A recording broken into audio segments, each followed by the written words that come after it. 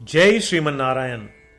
जो टिप्पणी मैं देने जा रहा हूं वह रामानुज दास श्रीमन गट्टू वेणुगोपाल स्वामी द्वारा दी गई है। अध्याय 11 विश्वरूप समदर्शन योग, श्लोक 53।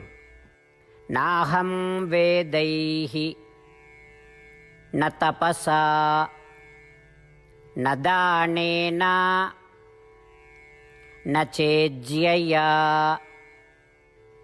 शक्य एवं विधो द्रष्टुं दृष्टवानसि मां यथा। ओम। गीताचार्य श्री कृष्ण परमात्मा अर्जुन सहित हम सभी को विश्वरूप समदर्शन योग सिखा रहे हैं। परमात्मा कह रहे हैं, अर्जुन, मेरे इस विश्व रूप को कोई भी नहीं देख सकता जैसा मैंने तुम्हें दिखाया।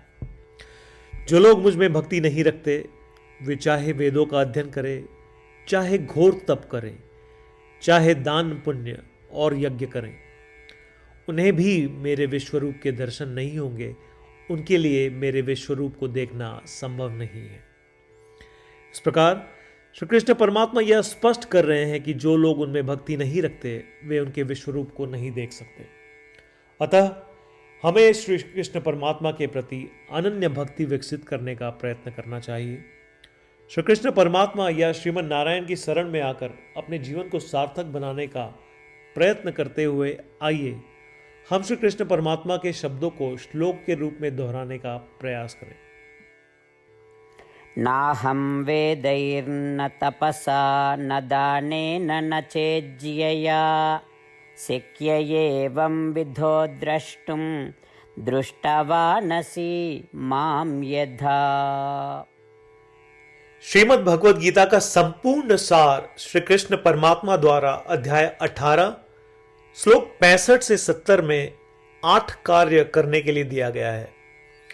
श्री कृष्ण कहते हैं, मुझे वे लोग पसंद है जो इन 8 बातों का पालन करते हैं। मैं उन भक्तों की हर प्रकार से रक्षा करूंगा। श्री कृष्ण परमात्मा द्वारा बोली गई संपूर्ण भगवद गीता को सुनने के बाद अर्जुन कहते हैं, करिष्ये वचनम तव, जिसका अर्थ है, कृष्ण, मैं वैसा ही करूंगा जैसा आप कहेंगे। यही कारण है कि श्री कृष्ण ने अर्जुन को सभी प्रकार की सफलताएं और जीत प्रदान की है।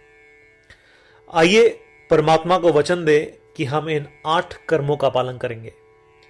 ऐसी कोई पूजा, तप या यज्ञ नहीं है जो परमात्मा को यह शब्द देने से बढ़कर हो। मैं कहूंगा कि ये 8 प्रतिज्ञाएं हमें करनी चाहिए। कृपया आप सभी इन्हें अपने दिल और दिमाग में सोचें। इस प्रकार श्री कृष्ण को अपना वचन देते हुए आइए हम सभी श्री कृष्ण के सुंदर चेहरे को खुशी से चमकते हुए देखें और आनंद का अनुभव करें। जय श्रीमन नारायण। ये है हमारे 8 वचन। हमारा पहला वचन, हे श्रीमन नारायण, जैसा आपने निर्देश दिया मैं हमेशा आपका ध्यान करूंगा और आपके बारे में सोचूंगा। हमारा दूसरा वचन, हे श्रीमन नारायण, जैसा कि आपने सलाह दी मैं हमेशा आपका भक्त रहूंगा। हमारा तीसरा वचन, हे श्रीमन नारायण, मैं अपने सभी कार्य आपकी सेवा के रूप में और आपकी संतुष्टि के लिए करूंगा। हमारा चौथा वचन, हे श्रीमन नारायण, जैसा कि आपने अनुसरण करने के लिए कहा था, मुझे पूरा विश्वास है कि मैं आपका हूं और मैं हमेशा अपने हाथ जोड़ूंगा और आपको नमस्कार करूंगा। हमारा पांचवा वचन, हे श्रीमन नारायण, मुझे आपके शब्द मामेकम शरणम व्रज याद आते हैं जो आपने सिर्फ और सिर्फ आपको ही समर्पण करने को कहा था। श्रीमन नारायण, मैं केवल आपके प्रति समर्पण करता हूं। हमारा छठा वचन, हे श्रीमन नारायण, मुझे आपके शब्द मां शुचः याद आते हैं कि आप हमें शोक न करने का आश्वासन दे रहे हैं, मैं अब शोक नहीं करूंगा। हमारा 7वां वचन, हे श्रीमन नारायण, आपने हमारे लिए श्रीमद् भगवत गीता देकर हम सभी पर कृपा की है और आशीर्वाद दिया है। मैं कम से कम एक श्लोक पढ़ने या सुनने का वादा करता हूं। हमारा 8वां वचन, हे श्रीमन नारायण, आपने सारी मानवता को गीता प्रदान की। मैं गीता में आपके दिव्य शब्दों को उन भक्तों तक फैलाने का प्रयास करूंगा जो गीता से अपरिचित हैं। हमने अभी अभी परमात्मा को 8 वचन दिए हैं।